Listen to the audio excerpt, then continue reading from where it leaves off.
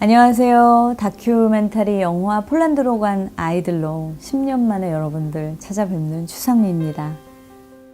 한국 전쟁에서 고아가 된 1,500여 명의 아이들이 시베리아 횡단 열차를 타고 긴 시간을 달려 유럽의 폴란드 어느 마을에 내려졌습니다.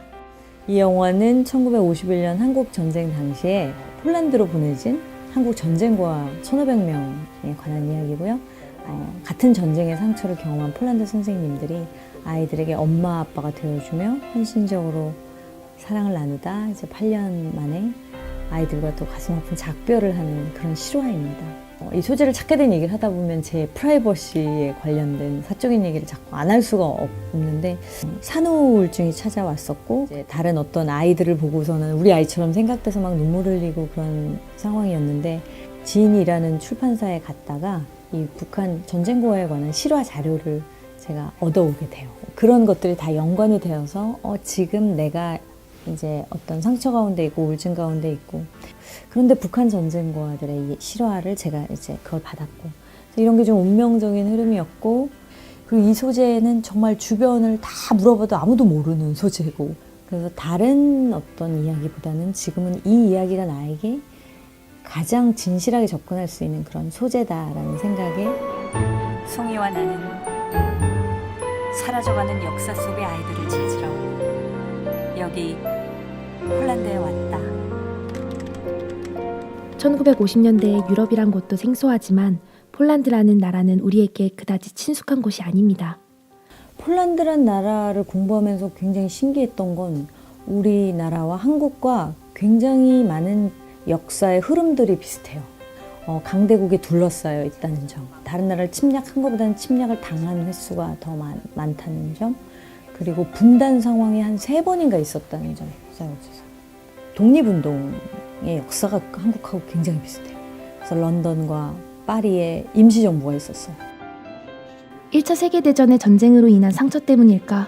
폴란드의 보육교사들은 낯선 땅에서 전쟁으로부터 쫓겨 부모마저 잃은 아이들을 사랑으로 감싸고 보살피게 됩니다.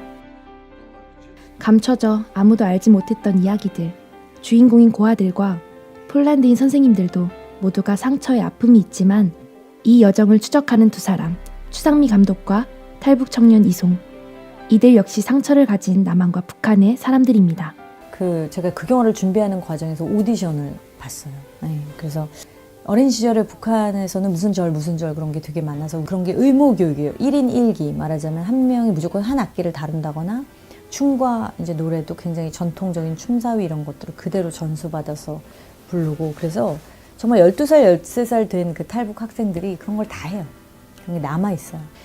송이가 함께 가면 이제 다큐적으로도 제가 남한 여자가 혼자 있는 것보다 이제 북한 아이와 함께 이걸 바라보면 참 그 그림이 좋겠다. 그런 이유에서 사실 간 거예요. 근데 그런 드라마가 생길 줄은 예상을 못했죠. 송이의 스토리가 완전 만들어진 거죠. 누나는 혁이가 너무너무 보고 싶어. 그녀는 2010년 가족들을 대부분 잃고 목숨을 걸고 두만강을 건넌 탈북 청년입니다. 두 사람은 상처에 관한 이야기를 준비하다가 만나게 되었고 그 상처를 치유하는 과정에서 서로가 서로의 위로가 되어주었습니다. 거기가 원래는 정보를 전해주려고 간 신이에요. 왜냐면 그다인스크란 바다인데 폴란드에서 볼만한 바닷가는 그거밖에 없어요.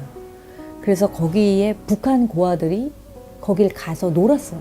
예, 바닷가에서 끌어안고 오는데 그게 의도한 게 아니었거든요. 의도할 수 없잖아요. 그런다면. 근데 저희가 그런 얘기를 막 농담을 한 거죠. 와, 여기 이 바다 너무 예쁘다. 그러면서 이게 정말 성경에 나오는 모세 이야기처럼 바다가 확 갈라져가지고 북한까지 길이 쫙 뚫렸으면 좋겠다. 제가 그런 농담을 던졌는데 이제 송이가 동생 생각이 난 거죠. 그래서 동생 이름을 부르고 한번 동생 생각난다 해서 그럼 이름이라도 불러봐 그러다가 그 장면 연출이 된 거였거든요. 상처가 없는 사람은 없지요. 그 상처와 시련은 우리에게 어떤 의미로 다가오나요?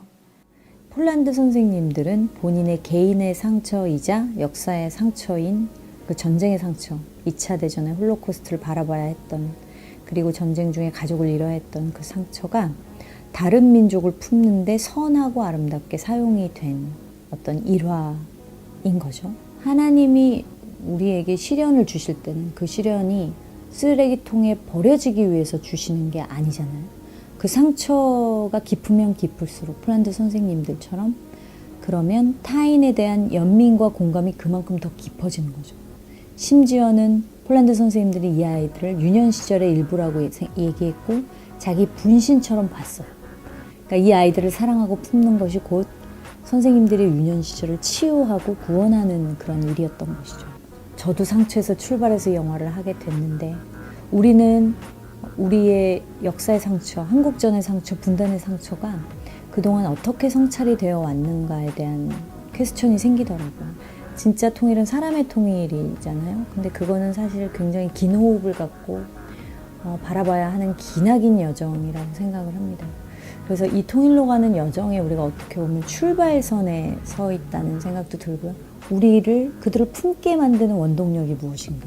그 연민의 감정, 공감이 무엇인가? 그거는 저는 우리 안에 있는 어떤 상처나 어떤 생책이나 이런 것들이라고 생각을 한 거예요. 그래서 이 좀 역사의 상처나 개인의 상처를 새롭게 조명해보고 좀 존중하고 싶은 마음이 들었어요.